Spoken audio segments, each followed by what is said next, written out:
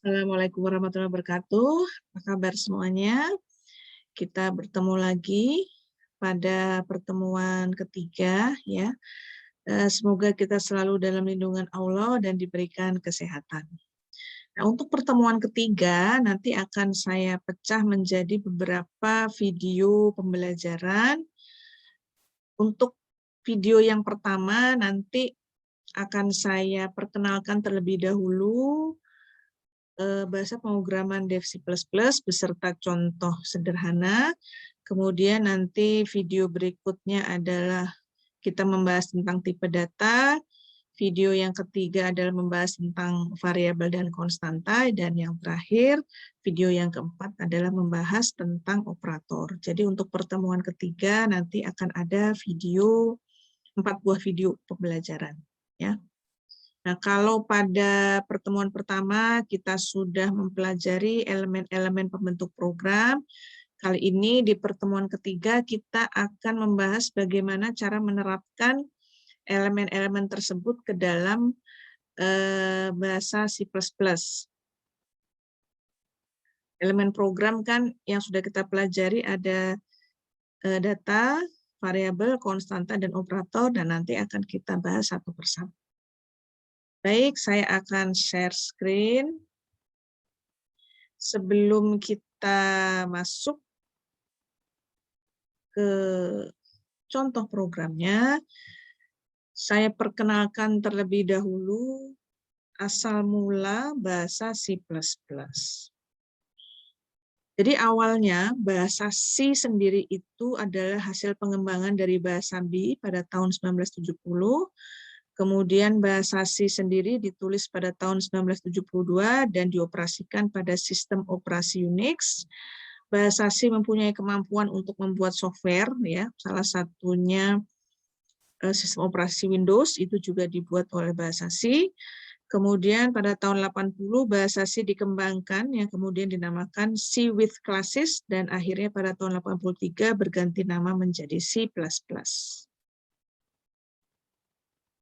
Nah, untuk struktur program C++ itu sama seperti struktur program C yang merupakan pendahulunya, hanya memiliki beberapa perbedaan dan pembaharuan. Nah, untuk struktur program C++ bisa kita lihat di sini, diawali dengan menuliskan file header. Di dalam C++ itu ada beberapa macam file header yang bisa kita gunakan. Nah, untuk menuliskan file header, itu kita harus mengetikkan hashtag diikuti include. Include di sini maksudnya menyertakan file header. File headernya ditulis dalam kurung siku. Nah, file header nanti bisa kita gunakan sesuai kebutuhan programnya. Setelah itu kita ketikkan using namespace std diakhiri dengan titik koma. Kemudian kita ketikkan lagi di bawahnya main, diikuti dengan kurung buka dan tutup. Kemudian diikuti dengan kurung kurawal. Nah, nanti di antara kurung kurawal inilah kita mengetikkan statement-statement atau pernyataan serta komentar. Ya, jadi untuk membuat suatu program kita pertama kali harus menyertakan file headernya. Kalau lupa, ya programnya nggak bisa jalan, ya.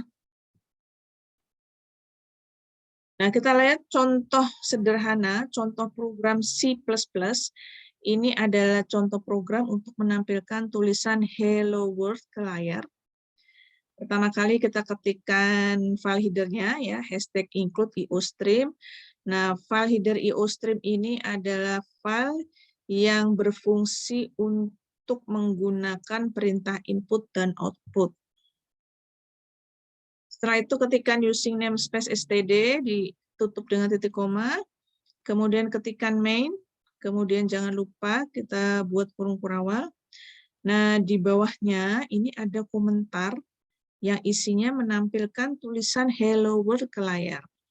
Komentar ini tidak akan mempengaruhi proses program. Nah, komentar itu ditulis dengan mencantumkan atau diawali dengan 2 buah garis miring. Nanti khusus untuk komentar akan kita bahas sendiri, ya. Kemudian kita akan menampilkan kalimat Hello World Nah, didahului dengan perintah cout. Cout ini adalah perintah untuk menampilkan ke layar.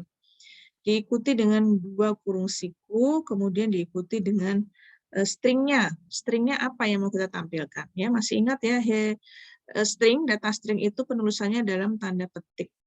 Tanda petik ganda artinya stringnya terdiri dari beberapa karakter.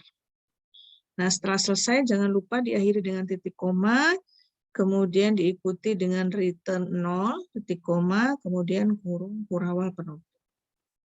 Nah, untuk lebih jelasnya, kita langsung praktekkan ya ke Dev C++. Oh ya, untuk Dev C++ tampilannya sama ya, seperti ini. Sama seperti bahasa C++ yang asli, ini seperti ini, Dev C++ ini. Ya. Oh iya, kalau C++ itu diawali dengan mengetikkan untuk fungsi mainnya ya. Ini int. Ini kalau C++ yang sebenarnya ya. Tapi kalau di Dev C++, kita cukup hanya mengetikkan main saja. Mau diketikkan di depannya pakai int juga bisa ya. Baik, kita lihat dulu software Dev C++-nya. Nah, ini sudah terbuka. Ya, saya buka yang baru saja ya. Ini adalah bahasa pemrograman atau editorial Dev C++ versi 5.11. Untuk membuat program yang baru, kita pilih file, kemudian pilih new, kemudian kita pilih source file. Atau bisa juga kita menekan Ctrl+N berbarengan ya. Ini kita pilih source file. Nah, dia akan terbentuk ini masih kosong. Ini ada tulisan untitled. Untitled artinya program yang kita mau buat itu belum disimpan ya. Nah, kita coba ketikkan di sini tadi yang hello world. Saya copy. Saya pindahkan ke Dev C++. Ya, seperti ini. Ya. Kemudian kalau kita mau jalankan, kita bisa pilih di sini execute. Nah, execute. Nah, kalau di C++, program yang sudah selesai dibuat itu harus dikompilasi dulu supaya komputer itu tahu apa yang kita ketikkan, apa yang kita mau. Ya, jadi harus dikompilasi ke dalam bahasa mesin. Kita compile. Nah, sebelumnya kita simpan dulu. Kita simpan dulu, misalnya namanya Hello World ya. Namanya Hello World. Kemudian kita simpan. Nah, setelah selesai disimpan dan dikompile, kita jalankan. Kita pilih run atau bisa juga tekan F10 ya. Dia juga ada pilihan compile and run, jadi sekaligus. Kita boleh pilih run, kita boleh pilih satu persatu, compile dulu baru run atau compile dan run ya. Terserah saja. Nah, ini kelihatan hasilnya ya. Tulisannya Hello World. Press any key to continue. Oke, ya seperti ini. Itu tadi ya hasilnya ya. Oke, kita kembali ke slide.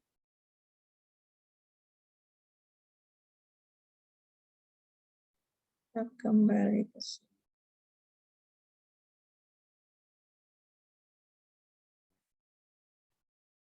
Ini penjelasan dari program tadi. Jadi perintah include IOStream.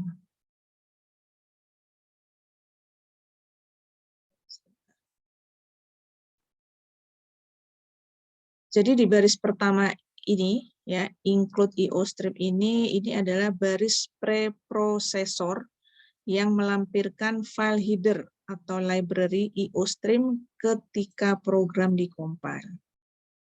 Jadi tanda hashtag ini disebut dengan preprosesor yang fungsinya untuk memberitahukan compiler untuk melakukan sesuatu sebelum melakukan kompilasi.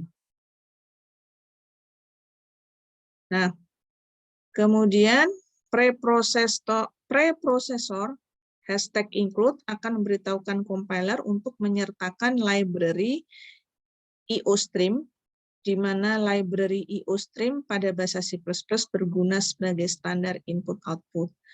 Salah satu isi IOStream adalah menggunakan statement cin, cout, dan endl. Jadi setiap file header di dalam C++ itu punya perintah sendiri-sendiri, ya. Jadi kalau IOStream itu isinya yang bisa kita gunakan adalah perintah cin, cout, dan endl. Kemudian pada baris kedua, using namespace std. Baris ini memberitahukan kepada compiler bahwa program yang kita tulis menggunakan standar C++ library.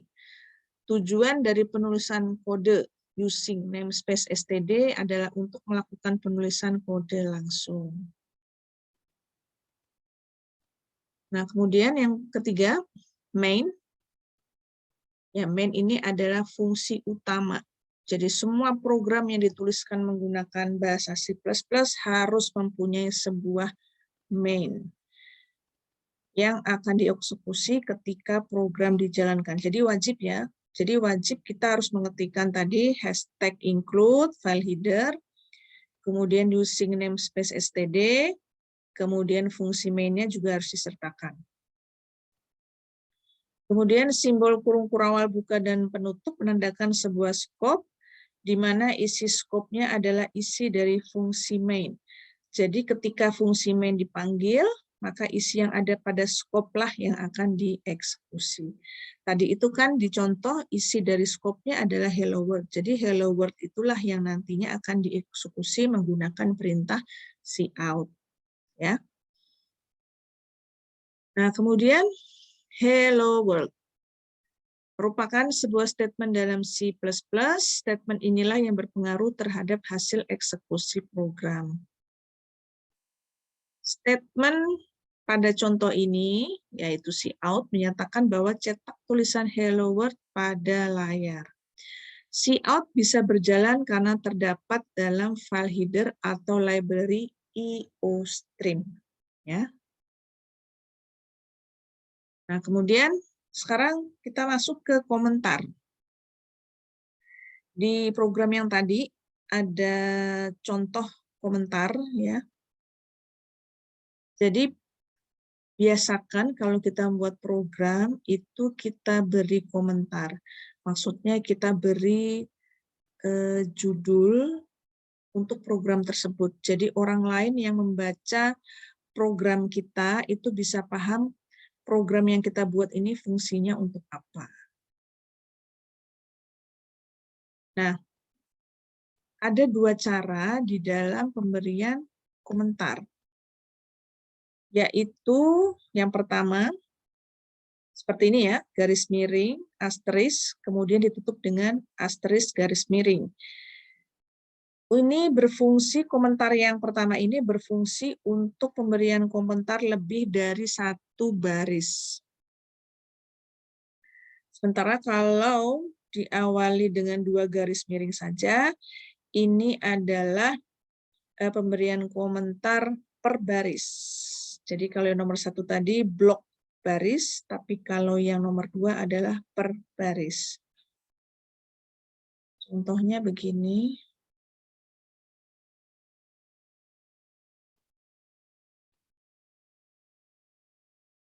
Ya, jadi kalau misalnya kita memberikan komentarnya lebih dari satu baris, contohnya begini. Ini adalah komentar. Tapi kalau mau dituliskan dalam satu baris saja juga bisa. Seperti ini. Ini adalah komentar. Ini yang dalam bentuk blok baris, ini yang per. Ya, silahkan boleh digunakan yang mana saja. Kita kembali ke slide.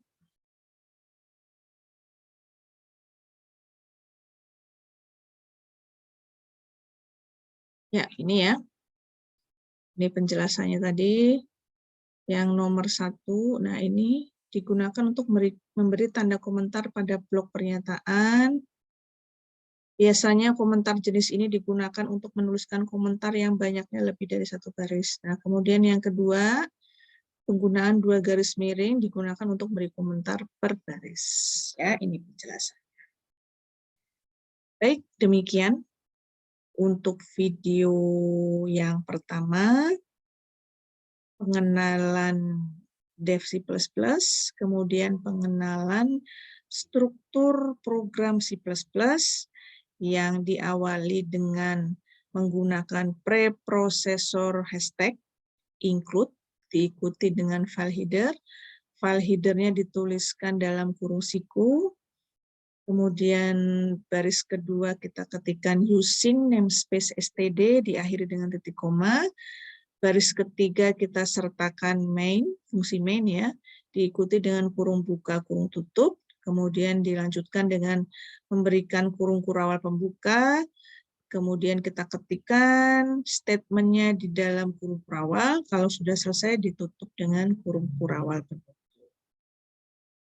Kemudian di dalam program kita juga bisa memberikan komentar.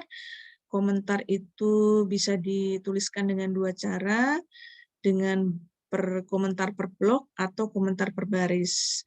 Kalau komentar per blok itu dituliskan dengan garis miring, diikuti tanda asterisk, kemudian nanti ditutup dengan tanda asterisk garis miring. Ya. Nah, komentar per blok ini digunakan apabila komentar yang kita ketikkan itu lebih dari 1 baris. Tapi kalau komentar per baris itu cukup 1 baris dan diawali dengan 2 garis miring. Demikian, semoga bisa dipahami. Saya akhiri. Assalamualaikum warahmatullahi wabarakatuh.